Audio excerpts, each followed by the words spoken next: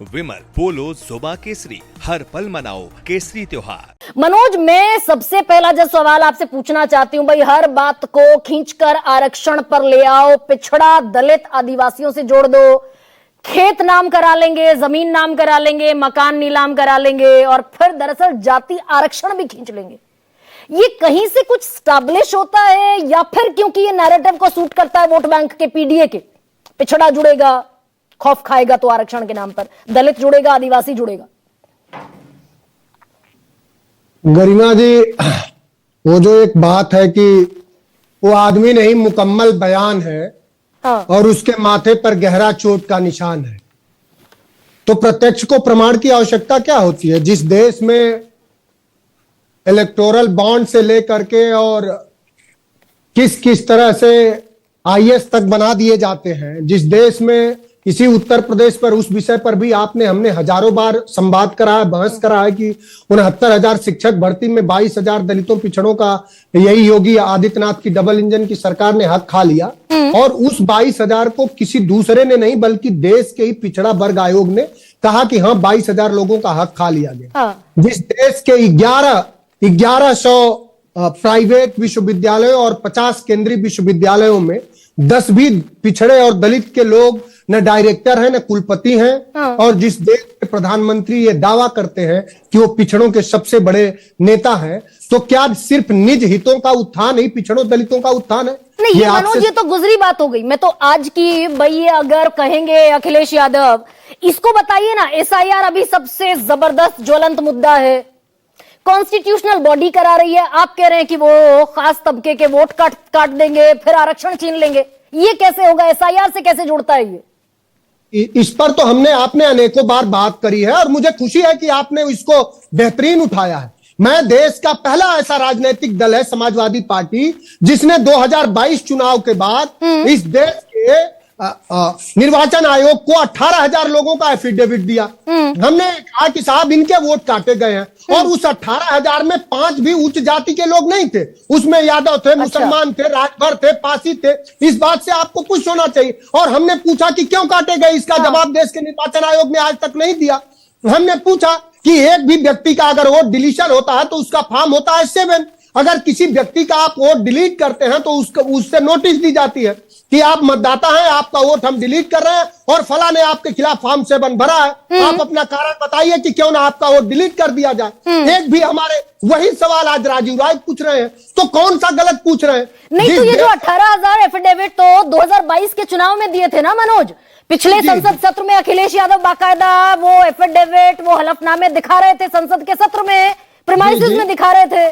चुनाव आयोग ने जवाब नहीं दिया तो एक और कस्टोडियन ऑफ कॉन्स्टिट्यूशन बैठा है ना इस देश में, सुप्रीम कोर्ट।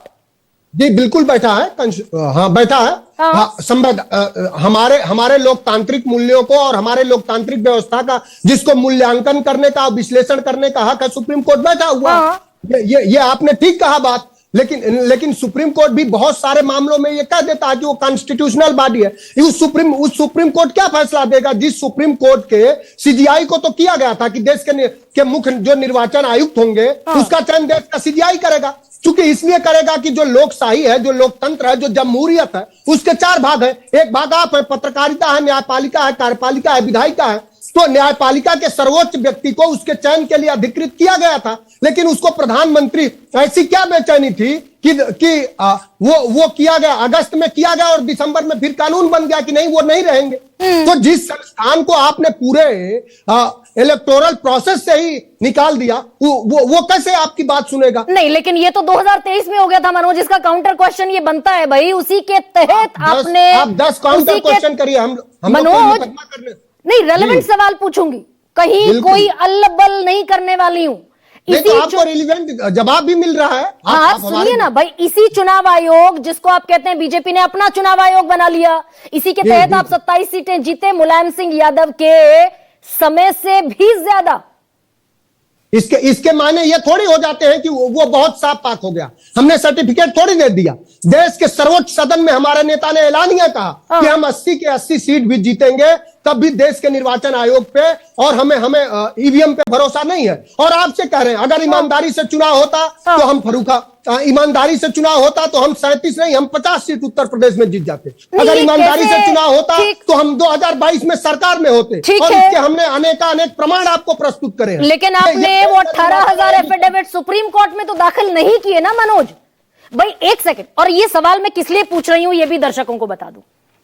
हरियाणा में पंचायत के चुनाव हुए थे, सरपंच ने बीजेपी के प्रत्याशी को 51 जवाब देने का एक समय दीजिए। हाँ एकदम मनोज, एकदम समय दूंगी।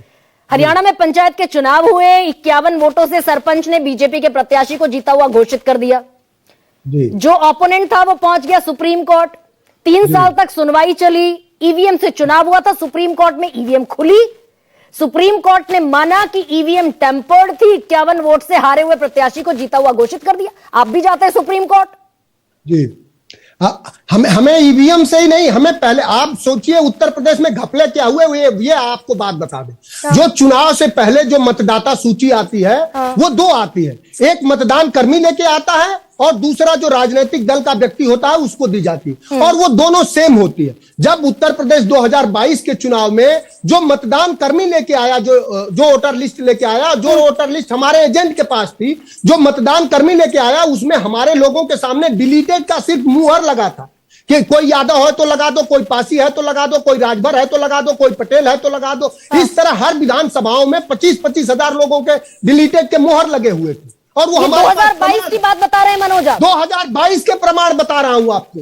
हमने अनेकों वीडियो बनाई है, ऐसे थोड़े हो रहा। हम जो राजीव राय पूछ रहे हैं, आपसे मैं पूछ रहा हूं कि आप किसी का वोट बिना नोटिस दिए बगैर कैसे डिलीट कर सकते हैं? ये देश का निर्वाचन आयोग इसका जवाब दे जी, आपके तहत ये बताए। मेरा सवाल तो आप ही गोल कर जा रहे हैं मनोज भाई। मैं ये कह रही हूं 2022-2025 में बैठे हैं आज, 2.5 साल से ज्यादा हो गया मेरे ख्याल से। 22 से 23 से 24 से 25, 3.5 साल हो गए जी। आपने सुप्रीम कोर्ट में ये 18,000 हलफनामे लेकर प्रोसीड क्यों नहीं किया भाई? नहीं, हम उसकी भी तैयारी कर रहे हैं। अच्छा। हम उसकी भी तैयारी कर रहे हैं। हमें उम्मीद थी कि ये देश का जो निर्वाचन आयोग है वो जवाब देगा। और ये दरअसल जो राजीव राय कह रहे हैं, राजीव राय ने ज्ञानेश कुमार को जो चिट्ठी लिखी है, ठीक है मनोज, ये ज्ञानेश कुमार को जो चिट्ठी लिखी है राजीव राय ने, particular community have been wrongly removed deleted from the electoral rolls, 20,000 vote cut गए। अभी तो ड्राफ्ट रोल आया नहीं उत्तर प्रदेश का, जानकारी कैसे हुई राजीव राय को? जो एसआईआर है, एसआईआर से पहले एसएसआर भी होता है। अच्छा। सिंपल सर्वे रिवीजन भी होता है। वोट बनने और वोट कटने के काम इलेक्शन के 1 महीने पहले तक होते रहते हैं। अगर फॉर्म 7 भर के लोगों ने वोट कटवा दिया होगा तो राजीव राय जी को पता चला, उन्होंने सवाल पूछा तो वो बता देते कि नहीं भाई, जो हमारा फाइनल ड्राफ्ट रोल आएगा 16 तारीख को, उसमें आ जाएंगे सारे, या आपके इतने कटे हैं या नहीं कटे हैं। जवाबदेही तो उनकी बनती है ना। असल में जो देश का निर्वाचन आयोग है वो भारतीय जनता पार्टी का आयोग बन के रह गया है। हमारी बस ये तकलीफ है। हम चाहते हैं कि वो लोकतंत्र का निर्वाचन आयोग रहे, इस देश के 140 करोड़ जनमानस का निर्वाचन आयोग रहे, इससे देश में लोकशाही बची रहे। एक सेकंड मनोज, आवाज आ रही? जी बिल्कुल आ रही। 28 तारीख को जो चिट्ठी लिखी, 28 से 29 और आज 30, 48 घंटे में जवाब आया कोई? ये 20,000 वोट जो खास तबके के आप कह रहे हैं कट गए, उसमें आपकी पीडीए के वोट कटे होंगे, ऐसा आप कह रहे होंगे? बिल्कुल बिल्कुल। तो जवाब आया कोई?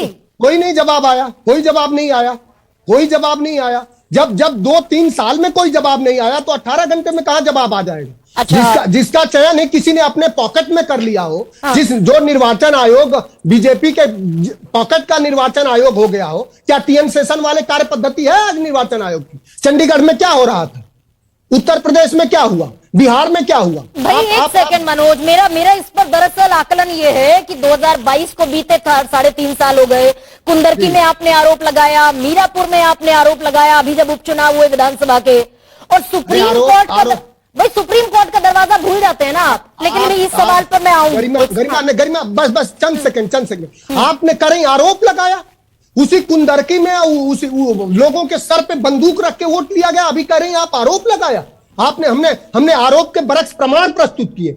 और दुर्भाग्यपूर्ण है कि देश के, हम तो चाहते हैं आपके माध्यम से कि इस देश का न्यायपालिका, इस देश के लोकतंत्र का क्या मूल्यांकन करने का और उसको नियंत्रित करने का उसे हक है, वो सुमोटो कॉग्निजेंस ले कि क्यों बिहार में 65 लाख लोगों के वोट काट दिए गए। वो 65 लाख लोग क्या घुसपैठिए हैं? आपसे मैं जवाब चाहता हूं। घुसपैठिए, ठीक है, घुसपैठिए पर तो खैर ज्ञानेश कुमार खामोश हो गए थे। घुसपैठिए कितने निकाले ये दरअसल अभी अनुत्तरित प्रश्न है। अनआंसर्ड है। राधिका